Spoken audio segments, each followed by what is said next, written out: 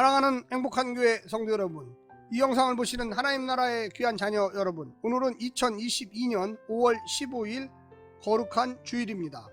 오늘 본문에서 블레셋의 두 번에 걸친 전쟁은 엘리 가문에 대한 하나님의 심판이 성취되는 결과를 가져왔습니다. 하나님의 심판은 세 가지 형태로 임했습니다. 첫째, 법궤의 상실. 엘리 가문이 책임지고 있었던 법궤를 잃어버린 것은 엘리 가문이 하나님의 제사장 신분을 빼앗겼다는 말과 같습니다. 둘째, 엘리의 죽음. 엘리의 죽음은 한 시대가 끝나고 새로운 시대가 시작됐음을 알리는 전환점입니다. 셋째, 엘리 아들들의 죽음. 다음 세대가 끊겼다는 것입니다. 오늘 본문을 나누어 보겠습니다. 12절부터 18절 엘리의 죽음, 19절부터 22절 비느하스의 아내. 오늘 본문 사무엘상 4장 12절부터 22절까지의 말씀을 먼저 듣고 다시 보겠습니다.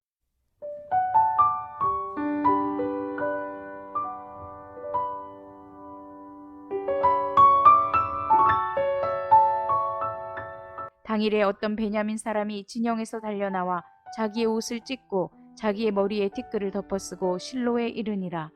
그가 이를 때는 엘리가 길 옆 자기의 의자에 앉아 기다리며 그의 마음이 하나님의 괴로 말미암아 떨릴 즈음이라. 그 사람이 성읍에 들어오며 알림에 온 성읍이 부르짖는지라. 엘리가 그 부르짖는 소리를 듣고 이르되 이 떠드는 소리는 어찌 됨이냐. 그 사람이 빨리 가서 엘리에게 말하니 그때 엘리의 나이가 98세라. 그의 눈이 어두워서 보지 못하더라. 그 사람이 엘리에게 말하되 나는 진중에서 나온 자라. 내가 오늘 진중에서 도망하여 왔나이다. 엘리가 이르되 내 아들아 일이 어떻게 되었느냐. 소식을 전하는 자가 대답하여 이르되 이스라엘이 블레셋 사람들 앞에서 도망하였고 백성 중에는 큰 사륙이 있었고 당신의 두 아들 홈니와 비느하스도 죽임을 당하였고 하나님의 궤는 빼앗겼나이다.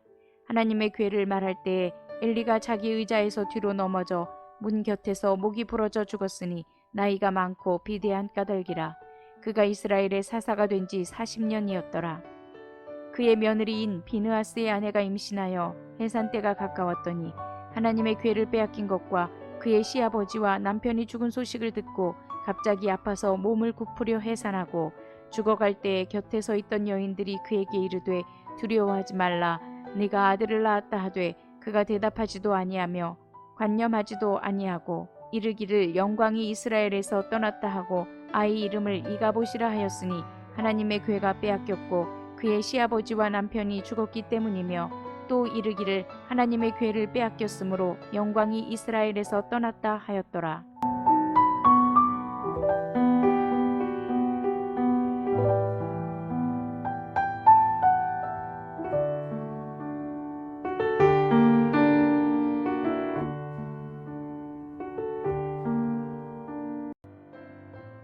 엘리는 사사로 이스라엘을 40년 동안 다스렸습니다. 사사는 여호수아 시대 이후 왕정 수립 이전까지 이스라엘의 각 지역에서 백성들을 다스리고 보호했던 지도자들을 가리키는 칭호였습니다. 사사를 가리키는 히브리어로는 쇼페트인데 이는 1차적으로 재판관을 의미합니다. 고대 사회는 현대 사회와 달리 입법이나 사법 혹은 행정의 분야를 구분하지 않았습니다. 한 명의 지도자가 세워지면 그가 모든 분야의 일을 다 처리했습니다. 이 시대의 지도자가 비록 쇼페트 즉 재판관이라 불리지만 그는 백성을 다스리고 보호하기 위해 전쟁을 포함한 모든 일을 다 감당했습니다. 오늘 본문을 세 부분으로 나누어 자세히 설명드리겠습니다. 첫 번째, 떨리는 마음 떠드는 소리. 전쟁은 끝나고 간신히 살아남은 한 베냐민 사람이 전쟁 소식을 전하자 성읍 사람들이 그 참담한 결과에 부르짖고 떠듭니다. 이 시각 이스라엘이 전쟁의 언약궤를 갖고 간 이후로 제사장 엘리는 떨리는 마음을 진정하지 못한 채 길 옆에 있는 자기 의자에 앉아 있었습니다. 그 역시 그 선택이 잘못된 것인 줄 알았지만 두 아들을 막지 못했습니다. 엘리가 나이 많아 눈이 어두워 보지 못한다고 묘사하고 있지만 실은 그의 영적인 어둠을 암시하고 있을 것입니다. 더는 내 말이 통하지 않을 때가 오기 전에 자녀들과 성도들 앞에 영적 권위가 설 만큼 하나님을 경외하며 살기를 애쓰시기를 부탁드립니다. 두 번째, 아들들의 죽음, 엘리의 죽음. 패전 소식과 두 아들의 전사 소식, 그리고 절대 듣고 싶지 않았던 소식, 설마 했지만 예상했던 소식까지 듣습니다. 하나님의 궤를 블레셋에게 빼앗겼다는 소식입니다. 패전은 얼마든지 극복될 수 있지만 언약궤가 빼앗기도록 하나님이 묵과하셨다는 것은 이스라엘에게 얼굴을 돌리셨음을 의미합니다. 이 말에 엘리는 의자에서 뒤로 넘어져 문 곁에서 목이 부러져 죽었습니다. 그가 나이 많고 비대했기 때문이 아니라 영적 비둔함 때문에 영광의 의자에 앉는 대신 의자에서 떨어져서 죽었던 것입니다.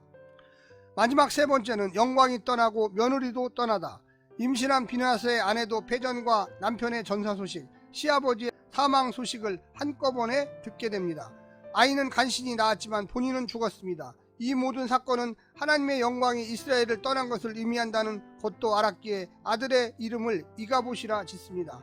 하나님을 가볍게 여기고 세상의 영화를 무겁게 여긴 자들 가운데 영광의 하나님은 머무를 수 없어 떠나셨습니다. 약속의 땅이나 제사장 가문이 우리에게 자동으로 영광과 안전을 보장해 주지 않는다는 것을 명심하십시오. 오늘 말씀을 통하여 깊이 고민하시고 정말로 하나님 앞에 우리가 어떻게 서야 하는지를 생각해 보시기를 간절히 부탁드립니다. 샬롬.